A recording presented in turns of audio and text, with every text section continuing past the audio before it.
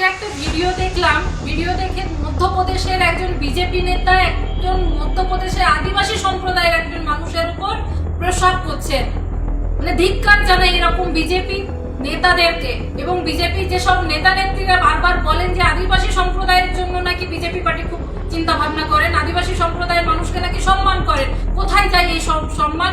এভাবে একজন আদিবাসী সম্প্রদায়ের মানুষের উপর কি করে প্রসাব করতে পারেন তারা? আমরা আগেও দেখেছি বিরোধী দলনেতা শুভেন্দু অধিকারী আমাকে এবং দেবনাথ হাজরাকে পায়ের তলায় জুতোর নিচে রাখার কথা বলেছেন, তারপরেও কিন্তু বিজেপির পার্টির তরফ থেকে কোনো রকম অ্যাকশন নেওয়া হয় না। এটা হচ্ছে বিজেপির আদিবাসী প্রেম। তারপরে আমরা দেখেছিলাম কি আমাদের মাননীয় রাষ্ট্রপতি একজন আদিবাসী সম্প্রদায়ের মানুষ, সেই জন্য সাংসদ ভবন উদ্বোধনের দিন তাকে একটা নেমন্তন্ন পত্র পর্যন্ত দেওয়া হলো না। এত আদিবাসী প্রেম। এজন্য আমি সমস্ত আদিবাসী সম্প্রদায়ের মানুষের কাছে আবেদন করব, এই জায়গা থেকে শিক্ষা নিতে হবে। বিজেপি শুধু মিথ্যা কথা বলে, বিজেপি আদিবাসীদের কথা ভাবে না, বিজেপি আদিবাসীদেরকে ভোট ব্যাংক হিসেবে ইউজ করে।